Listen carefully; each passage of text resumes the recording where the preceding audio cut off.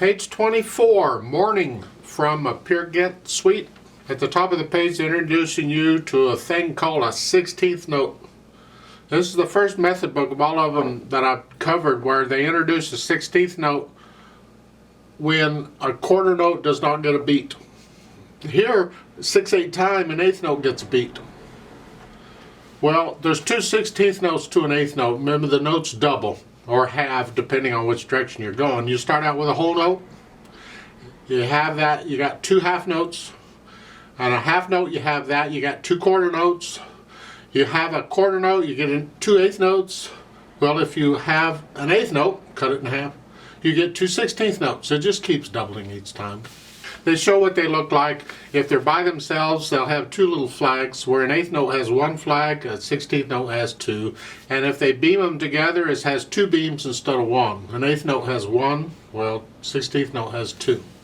And many times, oh, this gets interesting. In the music, they will beam the 16th notes together, usually according to the beat, but not always. We'll talk about that a little more. Let's look at this 16th notes in Peer Gynt suite. It's the second measure. You got first three, that's 6/8 times. So the first three beats are all eighth notes, 1, 2, 3. And then the fourth beat is an F. And then the last two beats are 16th notes. So, and the book uses the same counting strategy as I use because there's different counting strategies. There's different ways of counting these.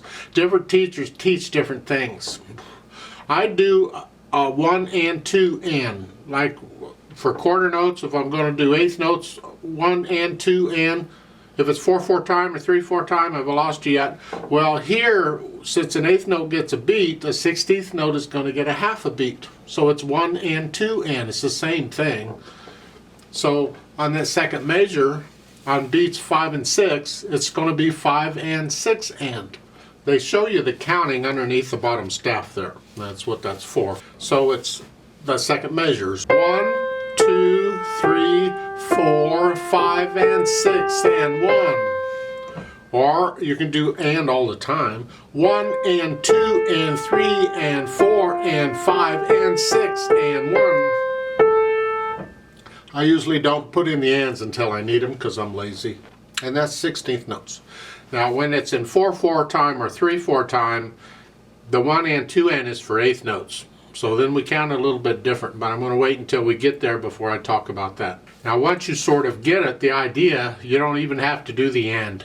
You can just count it and you know there's two 16th notes in it and you can feel them. 1, 2, 3, 4, 5, 6. And you just play two notes in each beat. Eventually. It kind of depends on how complicated the rhythm is. As to exactly how deep you have to count it, because a lot of times you feel it. But you need to count it at first to make sure you're feeling it correctly. And then once you have it, then you feel it. So let's talk about this piece. 6/8 time, as I've already said. One flat, we're in the key of F major. Make sure you can do the F major scale. One octave up and down, preferably. Now if you actually already know the F major scale and you can play it okay, then go ahead and do it 2 octaves. But if you don't know the scale, don't go 2 octaves. Just go 1 octave up and down. Just take this one step at a time. Let's cover this one hand at a time. Make sure we have the notes, the fingering, and the rhythm. So at the beginning and right hand, you're here. Don't forget the B flat. And it's 1,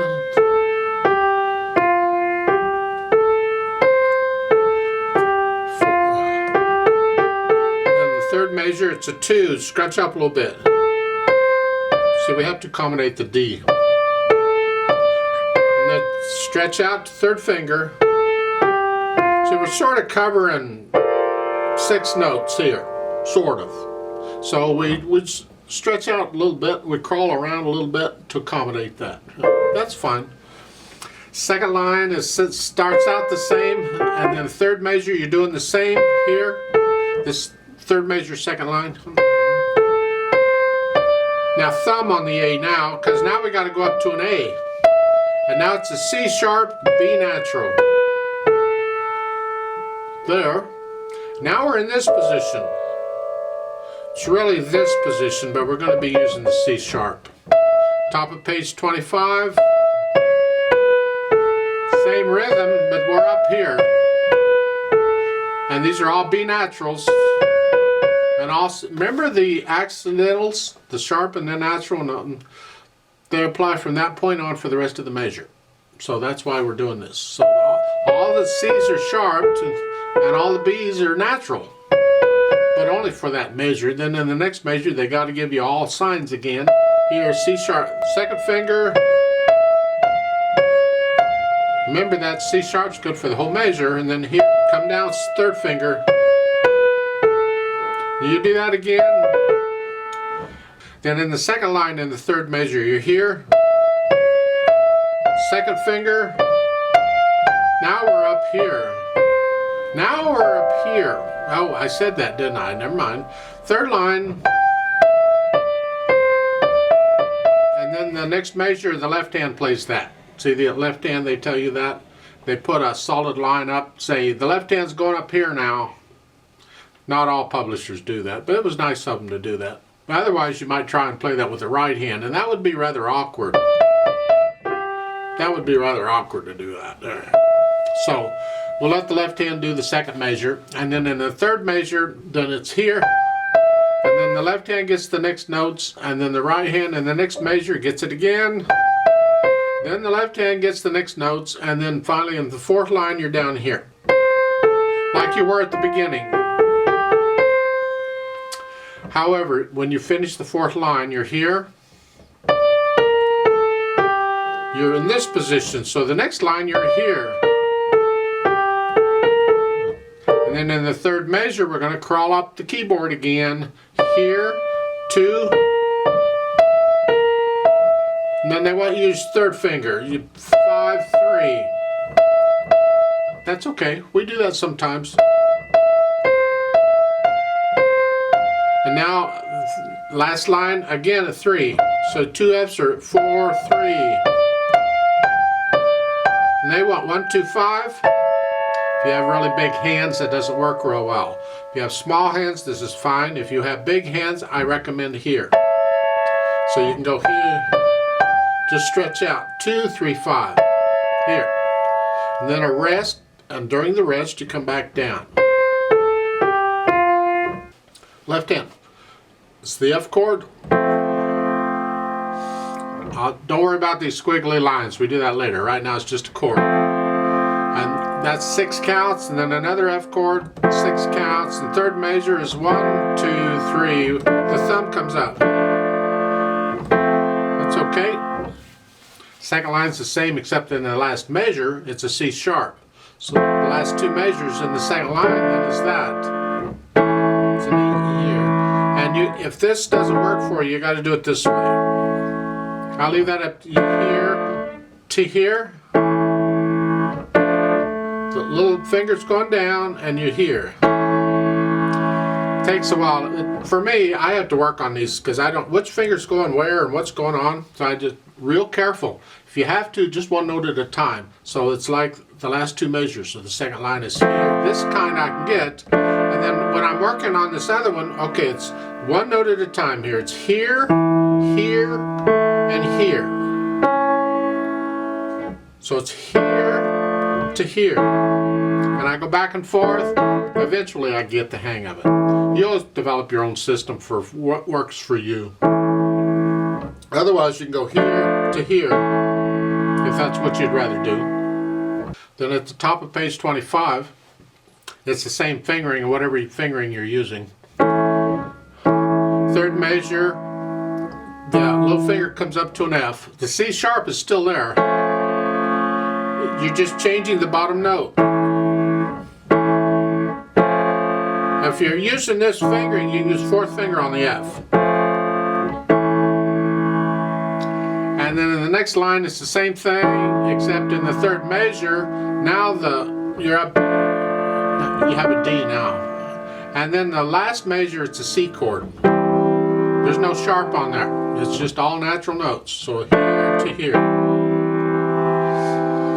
Sort of. And then we go on, and the left hand gets to play some of these other things. I'll come back to that when I put the hands together. In fact, let's put the hands together. This should be interesting at the beginning.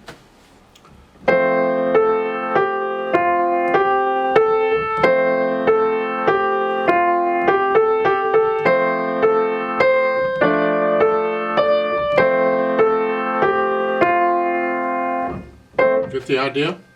Let's go over to page 25, third line down. This is where the hands start doing weird stuff here.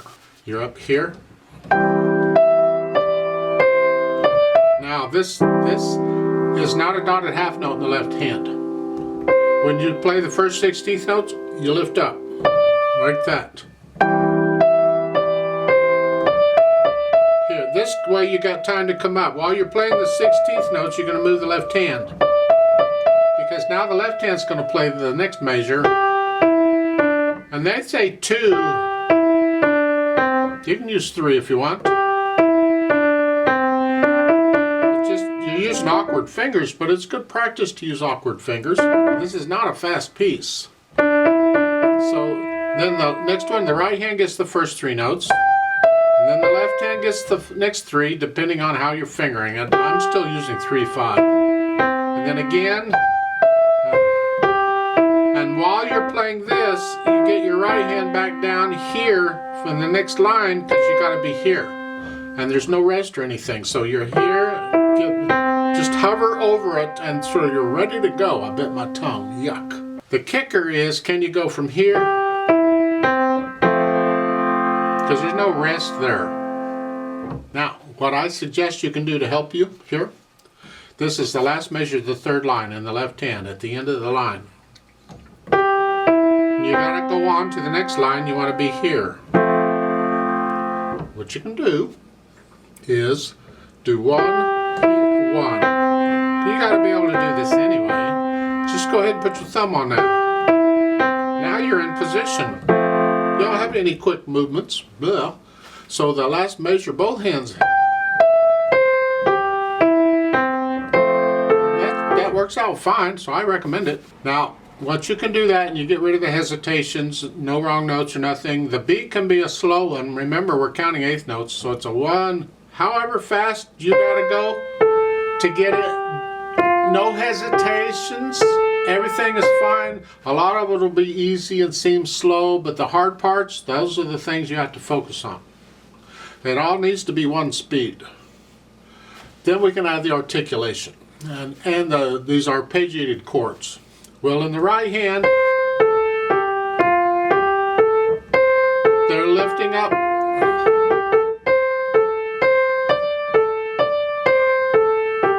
Between each measure, I think that's a little choppy. I mean, this is an arrangement. In my opinion, you could probably connect all that first line together as one long slur, as one long phrase. So it's just connect it all.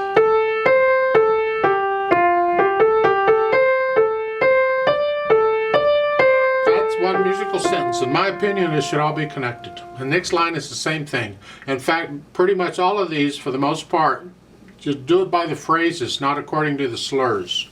If I were your teacher in front of you, I'd be taking a pencil and I'd be drawing these slurs in for you. You can take a pencil and do them yourself if you need to. So here we have these chords in the left hand. We're going to arpeggiate them or roll them quickly.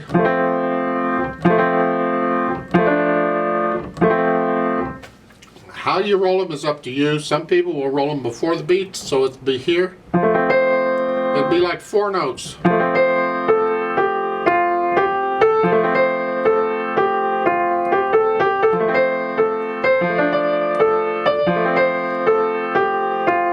Some people will play the top note of the chord with the right hand.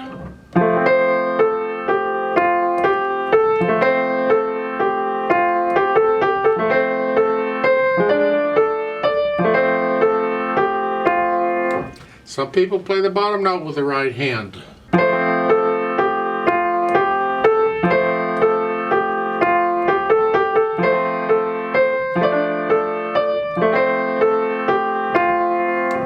You do it however your teacher tells you to do it. There's no right way.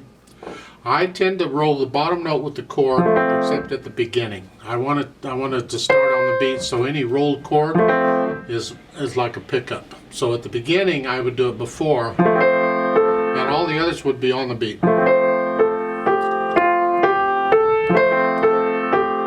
Just make sure that you get the rolled chord in before you play the next beat. So it can't be.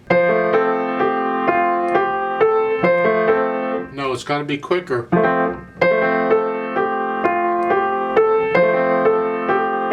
So forth, and the whole thing is fairly legato throughout. Then we can add the dynamics, and that's for the melody. That's for the right hand. That's soft, whatever you think soft is. The left hand has to be background. Then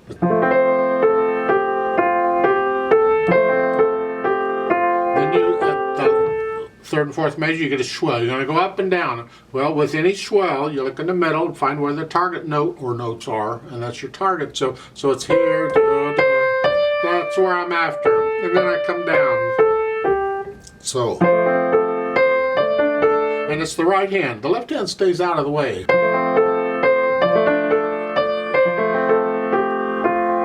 Then you're soft again, you do that some more. On page 25, second line, third measure, you're going to crescendo up. They don't tell you how much. Just go up to about a moderately soft here. Don't get loud yet here.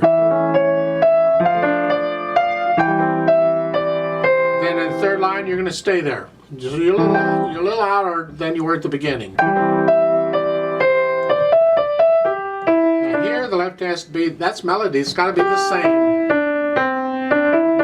This is melody, and you have another crescendo where now we're going to go up to loud for the fourth line. So we're starting this moderately soft, now moderately loud, now we're loud, and the melody, the left hand's background again.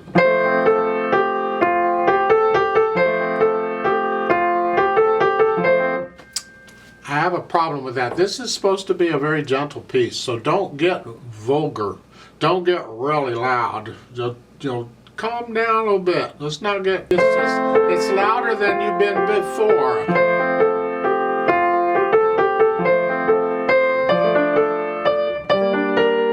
I mean, all louds are not the same, is what I'm saying, so be careful. You have to take it in context. Next.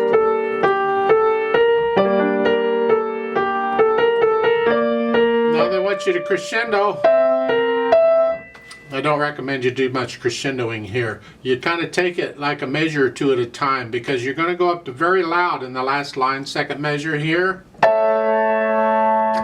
and you don't want to get very loud until there. So you're already loud here. I mean, maybe you want to come down a little bit and start a little soft and moderately loud.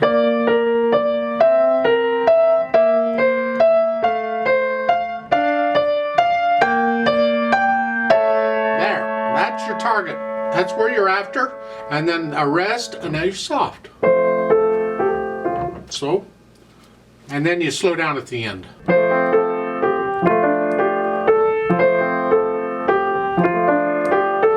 And that last chord, I suggest, now again, different people do this differently. I suggest you pretend that squiggly line goes all the way through both steps. The way it's written, it would be split. Here? No. When the chords are close together, I treat them as one chord. So when they are rolled like this, I treat it as one roll. So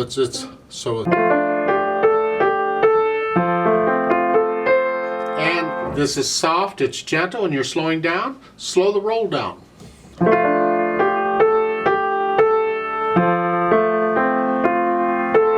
Continue to slow down, even during the roll. You can do that. It's part of interpreting the piece. There's no rule that says the roll has to be a certain speed. You feel it after you get to know it. Because you're dying away, you're soft there on the last three measures. You're starting it soft. And then your diminuendo gets softer.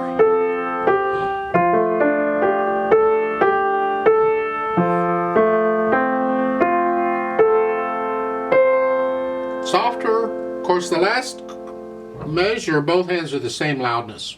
But the right hand by now should be so soft it's the same as the left. Because the left hand, you're just so soft you can hardly hear it. I hope. Takes time to get that kind of control, but keep at it. Don't use the soft pedal, that's cheating. So you just have to get into the music, the speed. Allegretto, pastorale, it's an allegretto is between moderato and allegro, but it's the feel of it. You can find recordings of this. Go listen to the orchestra plays. It's gorgeous.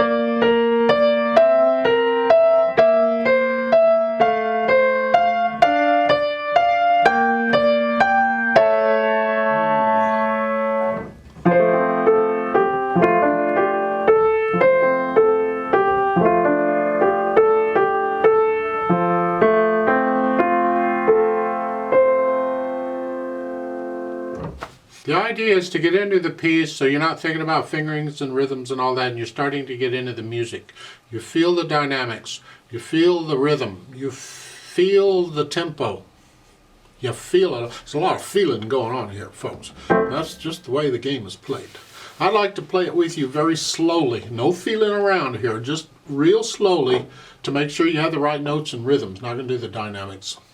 So I'll give us 6 counts. Let's just try it together.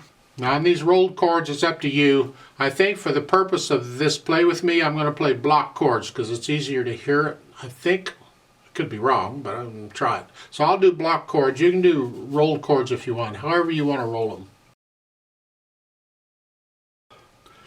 1, 2, 3, 4, ready, go.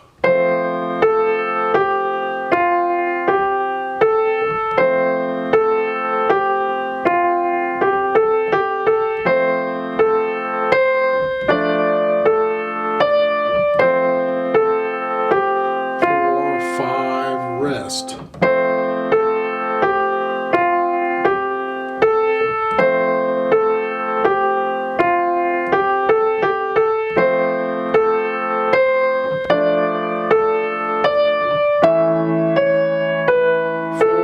5, rest.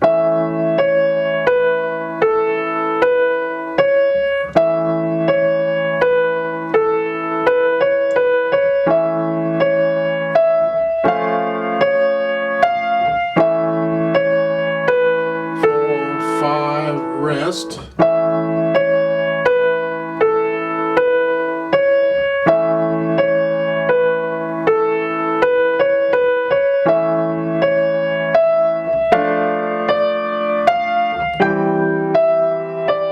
4, 5, rest. 4,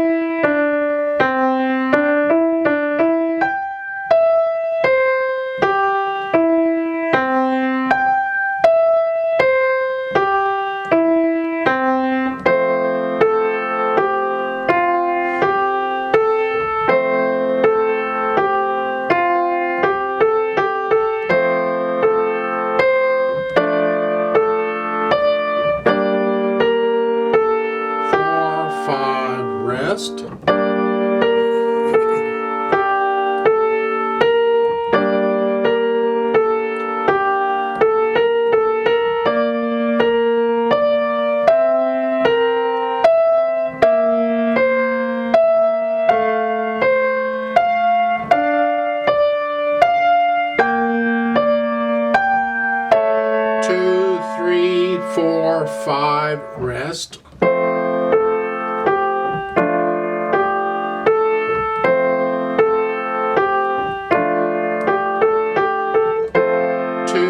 3, 4, 5, 6, off.